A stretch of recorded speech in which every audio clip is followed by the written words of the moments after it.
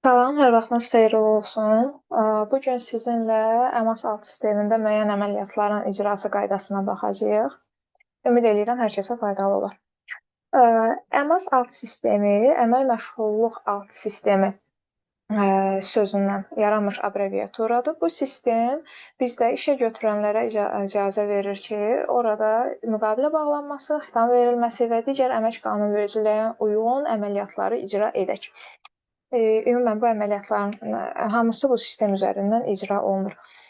Əmasa daxil olarkən belə bir pəncərə açılır bizim üçün ilkin olaraq. Hər hansı bir hüquqi şəxsin yaxud fiziki şəxsin kabinetinə daxil olmaq üçün biz gəlirik daxil ol hissəsinə.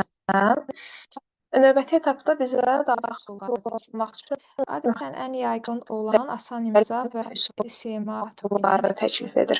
Adətən ən yaygın olan asan imza və SMA token, yəni elektron imza ilə giriş üsuludur.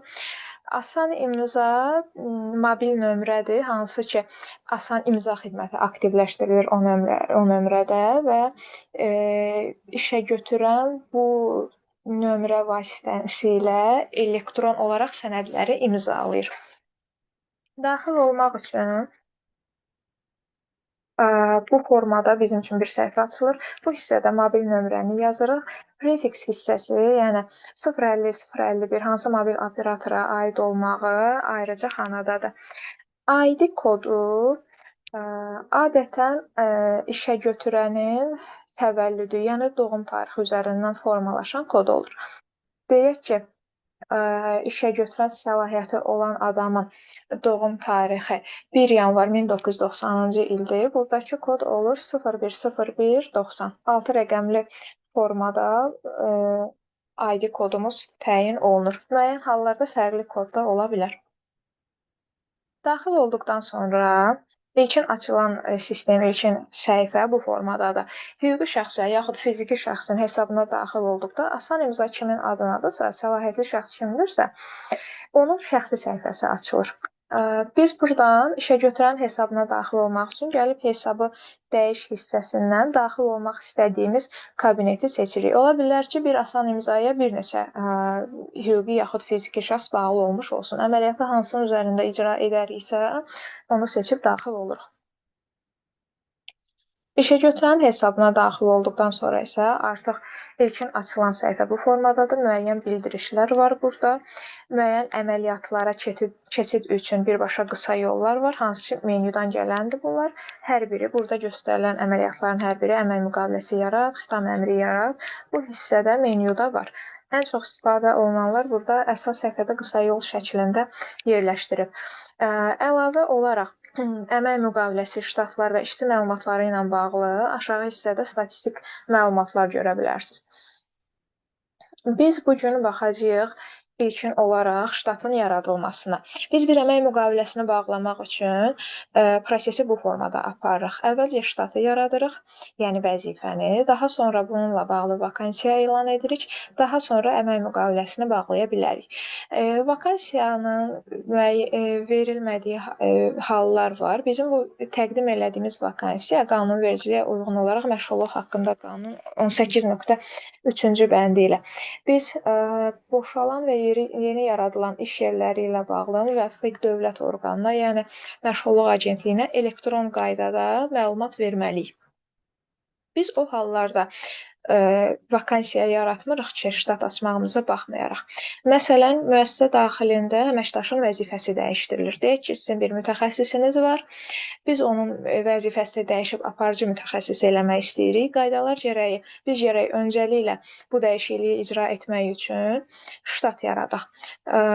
Ştat yaratdıqdan sonra isə artıq bu sadəcə kiminsə müqaviləsinə dəyişiklik olduğu üçün bizim işçi ehtiyacımız olmadığı üçün, kənardan adam cəlb eləməyəcəyimiz üçün vakansiyanı vermirik. Ştatın yaradılması əməliyyatı struktur əməliyyatları bölməsindən icra olunur. Struktur əməliyyatları bölməsi 3 alt bölmədən ibarətdir. Təşkilatın strukturu, burada siz ümumi strukturunuzu görə bilirsiniz.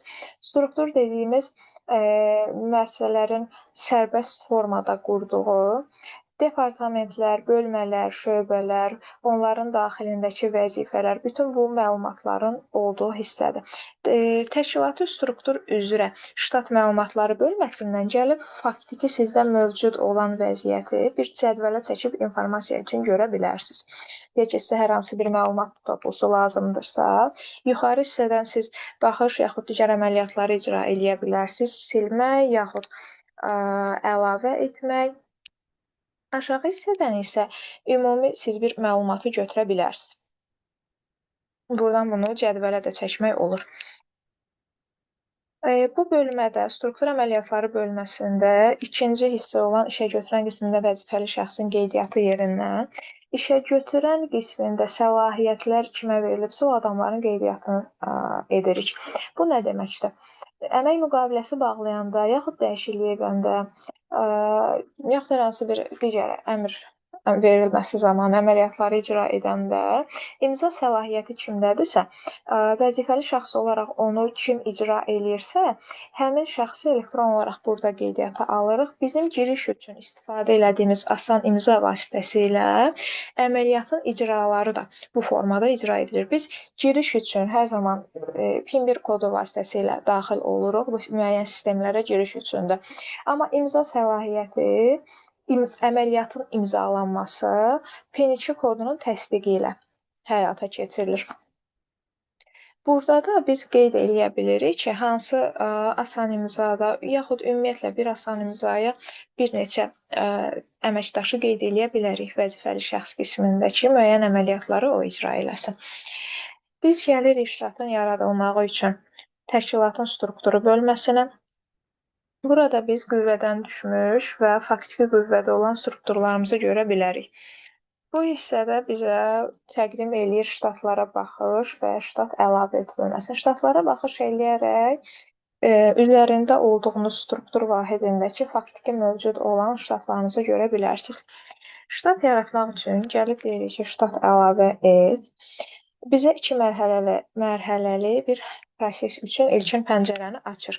Məşğulluq təsnifatı bizə dövlətin təqdim elədiyi bir siyahıdır. Biz buradan işə götürəcəyimiz vəzifəyə uyğun şəxsin məşğulluq təsnifatını, vəzifənin məşğulluq təsnifatını seçməliyik. Bu siyahı limitli, qısıtlı bir siyahıdır. Biz vəzifə adında heç bir sərhədimiz yoxdur. İstənilən formada vəzifə adını qeyd edə bilərik. Bu hissədə, məşğulluq təsnifatı hissəsində ya vəzifə adı ilə eynisini tapıb qeyd etməliyik, yaxud da ən uyğunu. Ən uyğunu niyə deyirik? Çünki müəyyən vəzifələr var ki, tam da birəbir o adla məşğulluq təsnifatında biz bunu tapa bilmirik. Axtarış hissəsi necədir? Bu böyük bir siyahıdır. Filtrləyib bizə lazım olanı axtarıb tapa bilərik. Deyək ki, biz bir mühasib götürəcəyik. Gəlib burada öncəliklə kateqoriyanı seçirik. Dövlət qulluğu yoxsa qeyri-dövlət qulluğu olmasını. Deyək ki, biz qeyri-dövlət qulluğu. Məşğulluq təsnifatına yazırıq mühasib, axtar düyməsi. Məşğulluq təsnifatında bizə lazım olanı tapdıqdan sonra buradakı kiçik qrup, yarım qrup, əsas qruplara da baxmağımızda fayda var. Ki, bizim müəssisənin fəaliyyətinə uyğun olan, ola bilər ki, burada bir neçə mühasib təklif eləyər, mühasib vəzifəsi. Biz onlardan hansı birinə qərar verəcəyimizə artıq digər hissələrə baxmaqla təyin edirik. Deyək ki, biz buradan seçirik sadə mühasib ki, digər qruplara maliyyə üzrə peşəkar mütəxəssislər, biznes və idarə etməsi üzrə peşəkar mütəxəssislər. Bunu qeyd etdikdən sonra təsdiqlədirik, məşğulluq təsnifatını artıq seçmiş olduq. Vəzifə hissəsinə biz bunu artıq hansısa siyahıdan seçmirik. Qərar verdiyimiz formada yazırıq. Qeyd eləyək mühasib. Vəzifə kodunu sistem özü avtomatik verir. Bu hissəyə biz heç bir müdaxilə etmirik. Ştat məlumatlarında bizə 4-də 1, 2-də 1, 4-də 3 və tam olaraq seçimlər verir. Bu nə deməkdir? Biz baxacağıq ki, bizim bu vəzifəyə götürəcəyimiz əməkdaş həftəlik tam norma ilə işləyir, yoxsa yarım ştat olaraq işləyir, yəni 2-də 1-lə, yaxud da digər bir saat aralığında çalışır. Ona ən uyğun gələn versiyanı faktiki olaraq hansı saat aralığında, həftəlik nə qədər saatla işləyəcəksə, həmin normaya uyğun ştat məlumatını seçirik. Deyək ki, bizim əməkdaşımız tam normada çalışacaq. Əmr nömrəsi. Burada tələb olunan əmr nömrəsi ştat əmrinin nömrəsidir. Əmrin deyək ki, biz yazırıq ştat əmrimizin nömrəsini 01. Tarix hissəsində biz geriyə qayıda bilərik. Burada hər hansı limitimiz yoxdur ki, cari tarix olsun, yoxsa cari tarixdən öncəki. Bu nə üçündür?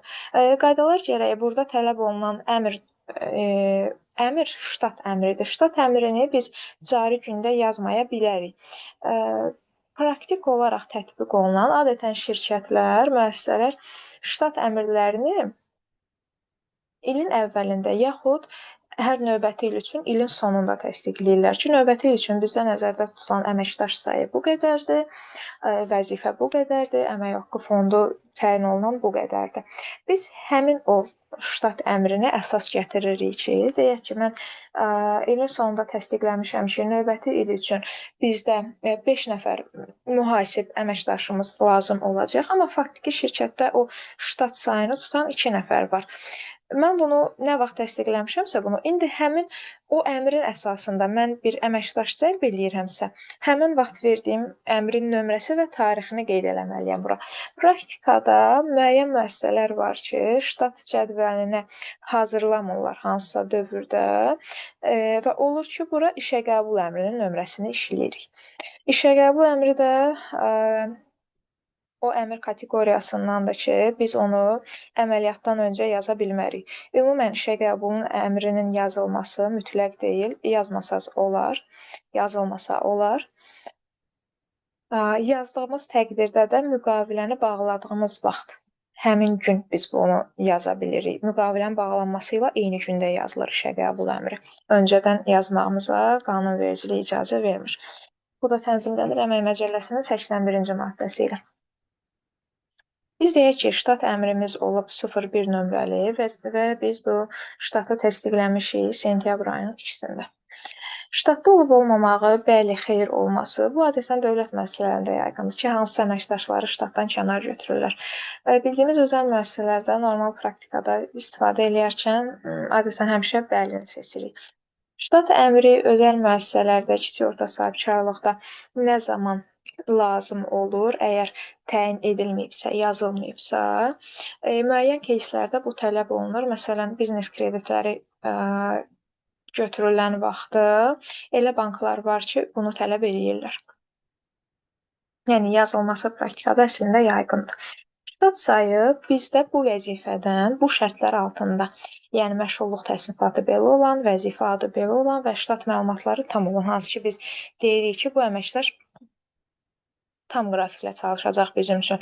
Bu şərtlər altında neçə nəfər götürəcəyiksə, birdən artıqdırsa bu, burada sayı istədiyimiz qədər yaza bilərik. 5 nəfər, 6 nəfər, 10 nəfər, 20 nəfər. Biz hələ ki, bir sayda yaradaq. Bunun bizə faydası nədir?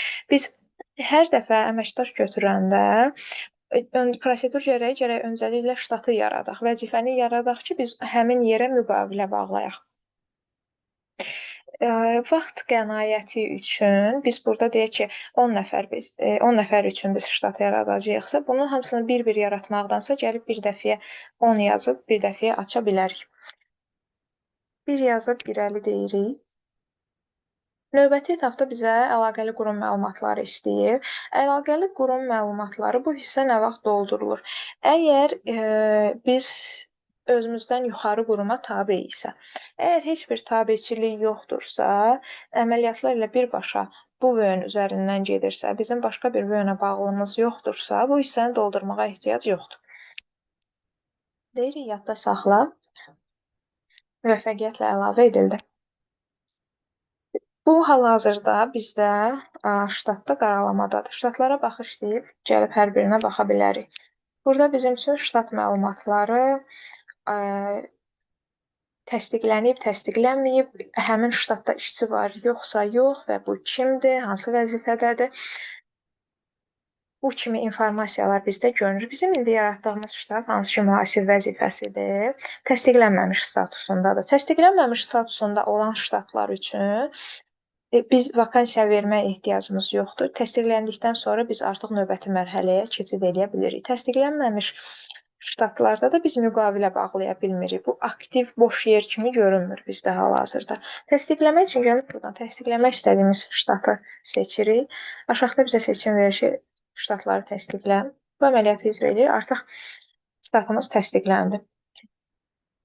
Əgər mən əvvəldə dediyimiz kimi kimin üçünsə vəzifə dəyişikliyi eləyirəmsə içəridə, bu halda vakansiya verməyimizə ehtiyac yoxdur. Yox, mən kənardan cəlb eləyirəmsə, biz bu vəzifəni, bizdə bir faktiki vakansiyanın mövcud olduğunu müvafiq olaraq elan etməliyik elektron qaydada. Yeni yaradılmış yaxud boşalan ştatlar üçün, deyək ki, kiməsə xitam verilib, artıq vəzifəsi boşdur. Ən gecə 5 gün ərzində biz vakansiyanı çıxarmalıyıq. Əgər işçi ehtiyacımız yoxdursa, işçi götürməyəcəksə, bu vakansiyanı buradan sadəcə gəlib silə bilərik. Buradan seçdikdən sonra gəlib burada menüsündə baxa bilərik ki, əmək müqaviləsi yarat, dövlət qulluğu ilə bağlı ştat məlumatlarına bax və sil. Sil deyib, səbəb qeyd edib yaxud qeyd etməyib əməliyyatı icra eləyə bilərik. Vakansiyanın elan olunmaması ilə bağlı dediyimiz qaydada şərtlər altında 5 gün ərzində bununla bağlı qanunvericilikdə cərimə nəzərdə tutulub. Bu tənzimlənir məşğulluq haqqında qanunun 18.3-cü maddəsi ilə ki, biz vakansiya verməliyik və İnzibati Xətalar Məcəlləsində də əksi halı üçün cərimə tətbiq edilir. Gəlib deyirik ki, vakansiyanı tanıdaq, vakansiya bankına göndər. Bizim üçün belə bir pəncərə açır. Normal bildiyimiz vakansiya tələbinin doldurulması formasıdır. Necə ki, biz praktikada istifadə edirik hər hansı bir müəssisə üçün bir X bir vəzifəyə vakansiya bölüşəndə ki, CV qəbulu üçün müddət nə vaxt başlayır, nə vaxt bitir, bizim tələblərimiz nədir, təklif eləyəcəyimiz nədir, iş yerinin ünvanı nədir, əlavə şərtlər nədir, əgər hər hansı bir əlavə şərtlərimiz varsa, yaxud əlavə tələblərimiz varsa, eyni qaydadadır. Burada da bu formada yaradılıb bu hissə. Deyək ki, vakansiyanın başlama tarixini qeyd edirik bu gündən, çünki ştatı biz bu gün açmışıq. Vakansiyanın son müraciət tarixini də deyək ki, edirik noyabr ayının 30-una qədər ki, bu müddət ərzində biz müraciətləri qəbul edəcəyik. Cəz hissəsində əgər bizim xüsusi ehtiyacımız varsa ki, hər hansı bir vəzifə üçün mütləq qaydada kişi əməkdaş istəyirik, yaxud qadın əməkdaş istəyirik, qeyd edə bilərik, yaxud da heç bir şey qeyd etməyə bilərsiniz. İş rejimini bizdə seçim üçün müxtəlif təkliflər var. Deyək ki, biz 5 günlük seçirik. İş vaxtının növü tam, natamam yoxsa qısaldılmışdır. Biz vakansiyanı ştatı yaradanda tam iş vaxtı ilə ştat məlumatlarını qeyd etmişdik. Burada da yazacaq tam iş vaxtı. Əmək şəraitinin zərərli yoxsa hansı şərtlər altında olduğu sorğulanır.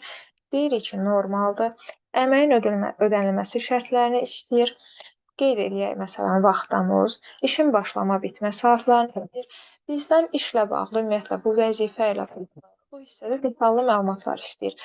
Çünki bununla bağlı filtrlənib Dövlət Məşğulluq Agentliyi tərəfindən uyğun bilinən şəxslər burada qeyd elədiklərimizə əsasən şirkətə göndəriş verilir elektron qaydada. Biz bunu öz kabinetimizdə görürük.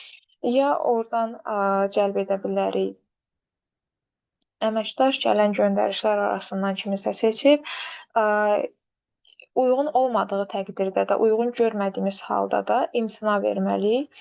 Təbii ki, səbəblərini qeyd eləməklə əməliyyat gərəyi. Deyək ki, bizim iş vaxtımız başlayır 9-da, bitmə saatı 18:00, normal 5 günlük iş qrafiki ilə qeyd edirik. Əgər biz əmək haqqı hissəsində əlavə ödəniş nəzərdə tutmuşuqsa, hansı ki müqaviləsində də bu qeyd olunacaq, bu hissədə də göstərə bilərik. Əmək haqqının minimum maksimum həddini göstərir. Çünki biz vakansiya verərkən zaten bir planlanan büdcə olur ki, müəyyən bir əmək haqqı aralığında biz əməkdaşı cəlb edəcəyik. Deyək ki, bizim nəzərdə tutduğumuz minimum 1500, maksimum 2000-dir. Bircə maliyyələşmə məsələsi. Biz hansı halda buranı qeyd edirik? Məşğulluq Agentliyi ilə elə bir layihə var ki, müəyyən kateqoriya müəssisələr və vəzifələr əmək haqqının müəyyən bir yerə qədər bircə maliyyələşdirə bilirlər. Bu nə deməkdir? Bunun da öz şərtləri var, müəyyən müddəti, müqavilə şərtləri. Çünki bizim əməkdaşa ödədiyimiz əmək haqqı xərclərini 50%-ni Dövlət Məşğulluq Agentliyi qarşılayır. Əgər biz bu layihə ilə eləyiriksə, bu vəzifə üzrə əməkdaş cəlbini, buradan seçirik ki, bircə maliyyələşmədir bu. Digər burada aşağı hissədə olan qadın əməyinin qadağan olunduğu iş 18 yaşdan aşağı şəxslər üçün uyğundur, işğaldan azad edilmiş ərazidədir və digərlərini əgər bu şərtlər altındayıqsa seçib qeyd edirik, yoxsa boş buraxa bilirik.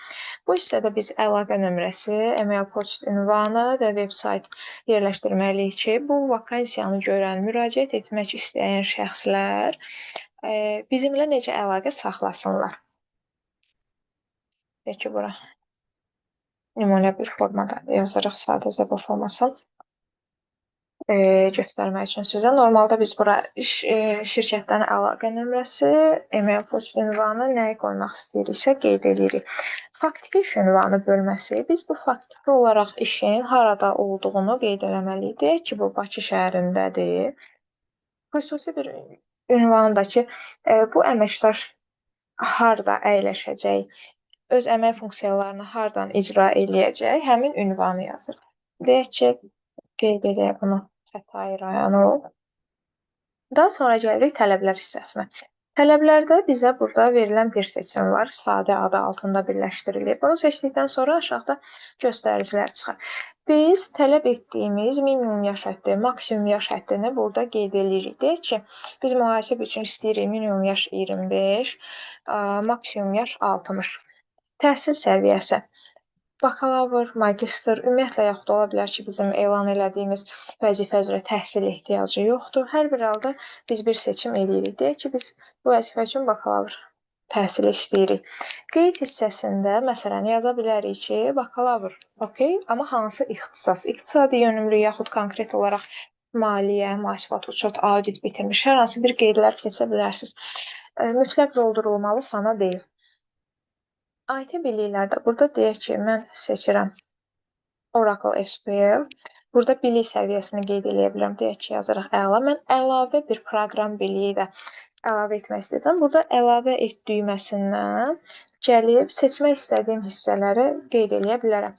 Əmək funksiyası hissəsində biz işçinin işi nədən ibarət olacaq, hansı işləri görəcək, bunları qeyd etməliyik.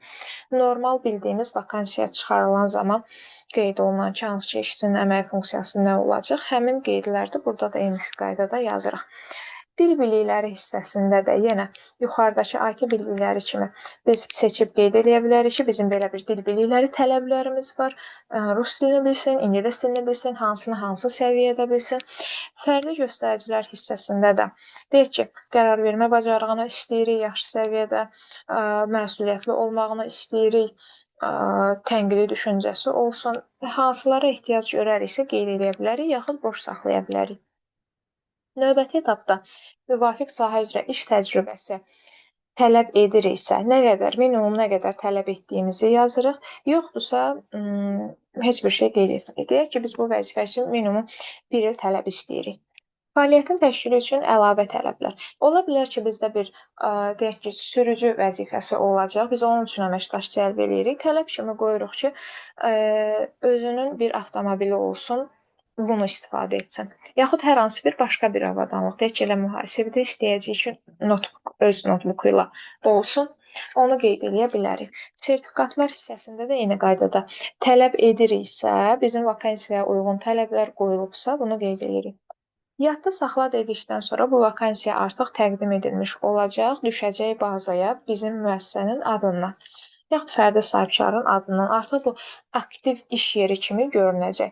Müraciət eləmək istəyən şəxslər girib bunu müraciətlərini göndərə bilərlər. Yadda saxla deyirik. vakansiya bankına göndərildi. Bizdə artıq mühasib vakansiyası Tanışda təsdiqlənmiş tutulmayıb.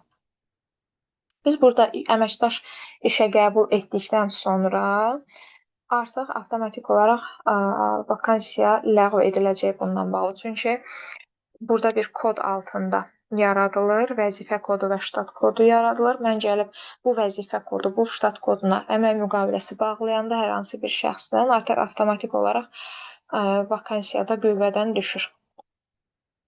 Ştat yaradılması və vakansiya verilməsi əməliyyatı əmas üzərindən bu formada icra edilir.